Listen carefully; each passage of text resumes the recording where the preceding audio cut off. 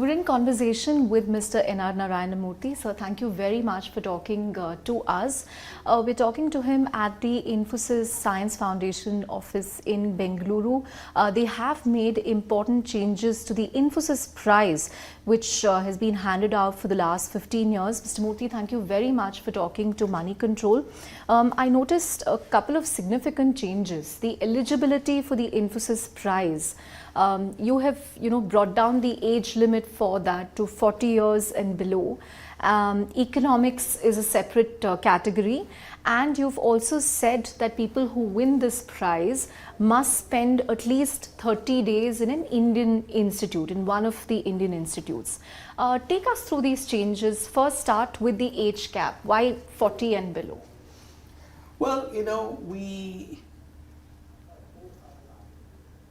are an environment which believes in innovation, which believes in progress through the power of new ideas.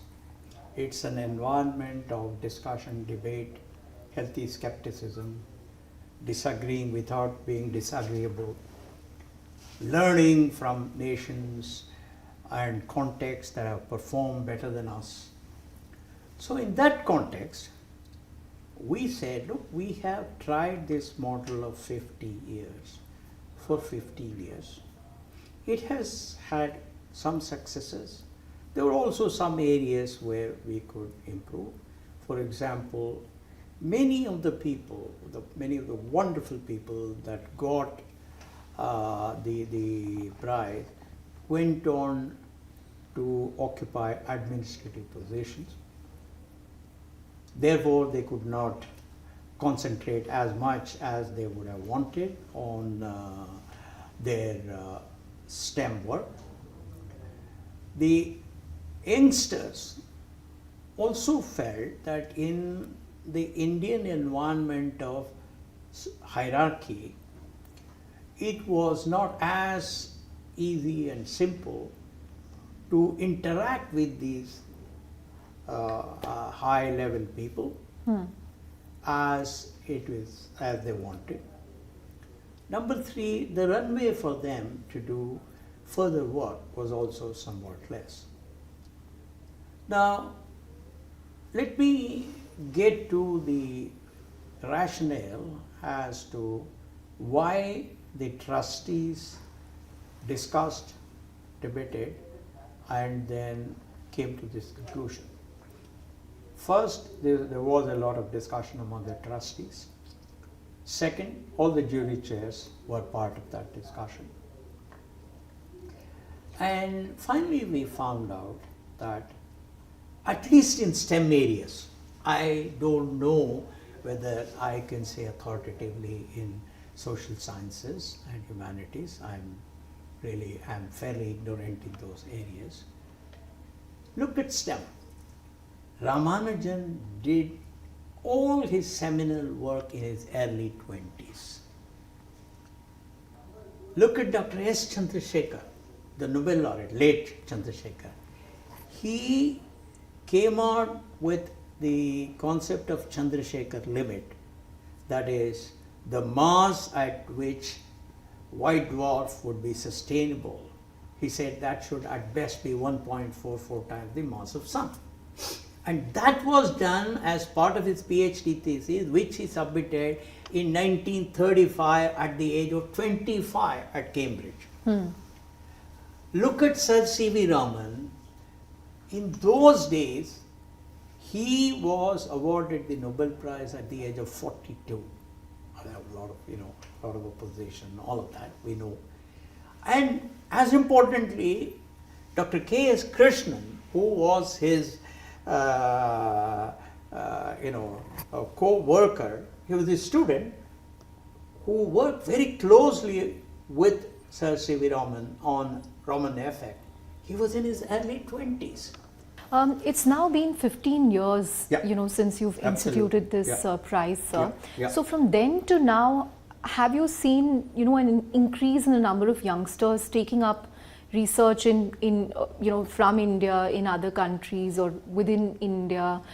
So do you see the pool widening in order for you to pick people below the age of 40 across these areas? Well, I think if you look at surrogate statistics, the answer is yes. If you look at the fact that there are so many ICES in addition to IISc, if you look at the fact that instead of 5 IITs when I was a student, and then Gauhati came as the 6th one, and now today there are 73 IITs. Just to take the technology and science example, the fact that there are so many institutes automatically means that there is so much hunger amongst the youngsters, boys and girls, to understand the power of science and technology, and some of them will automatically get to research. So I am very hopeful, I am very positive that if we create an environment of encouragement, if we create an environment of positivism for youngsters, India too will become a well-known player in the field of research. Right. We're also at a very interesting time in technology. So every week we see breakthroughs in artificial intelligence and AI models. This week OpenAI unveiled something. Google made a series of launches yesterday which takes chat assistance to the next level. As someone who pioneered the global delivery model for India, what do you think all this means, these developments in AI, for the future of IT services, for the future of technology for India? How can we capitalize on this and, to ensure that we are not left behind in the face of all these changes that are happening every week? See, I'm a realist. But a realist who wants to reach the sky. I know it's very hard. I know it takes a lot of effort. So the reality of India is that at this point of time, by and large, we have upgraded ourselves to the orbit of applying ideas and concepts that are invented outside India and do some innovation and become experts. For example, everybody talks about generative AI. Everybody talks about large language models, all of that, right? Now we are talking about Omni. What India today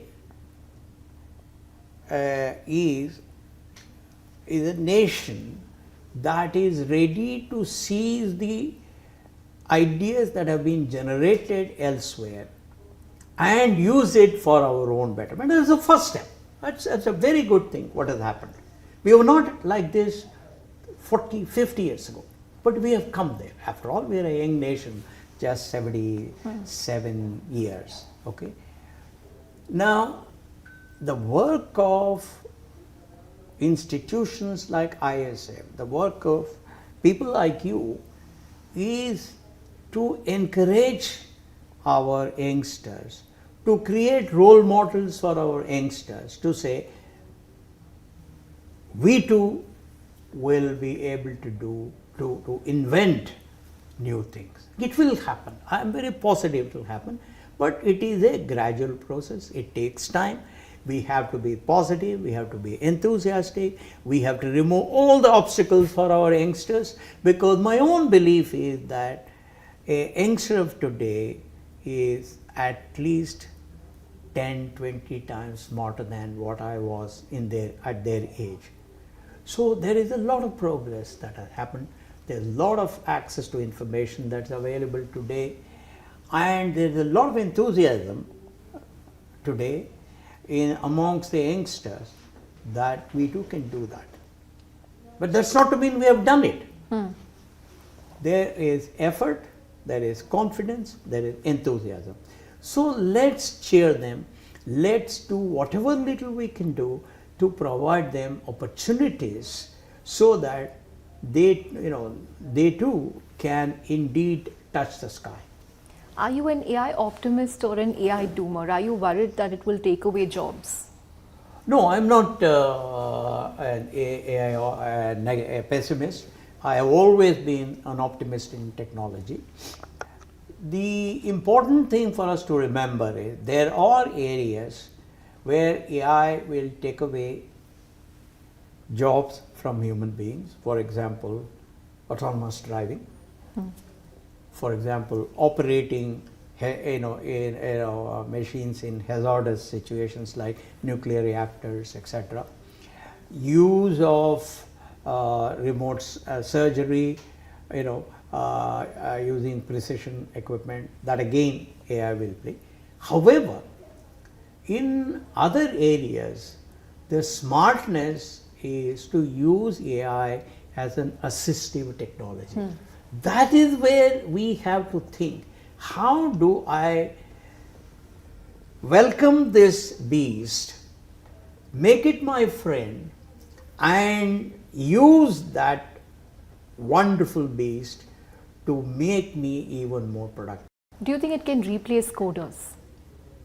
Well, this is a very good question for me, because in 1975 there came a set of tools called CASE tools, computer aided software engineering tools, that do some requirement definition, some database design, etc., etc.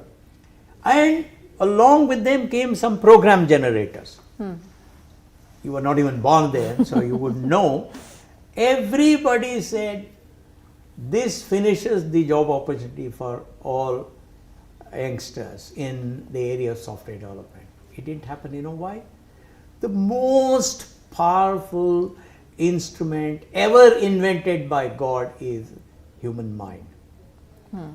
When that technology of case tools and program generators are invented, human beings said, we want to attack bigger problems, more complex problems, and those tools couldn't handle them. And however, some of them use some of these tools as assistive technologies, and the software industry globally exploded. So I think that concern about losing jobs should be replaced by the discussion, debate, and thinking on how do we use AI, generative AI, large language models, and all of these, your Omni, everything, as tools, as assistive tools to make human beings even more productive. Right. Finally, sir, what book are you reading these days?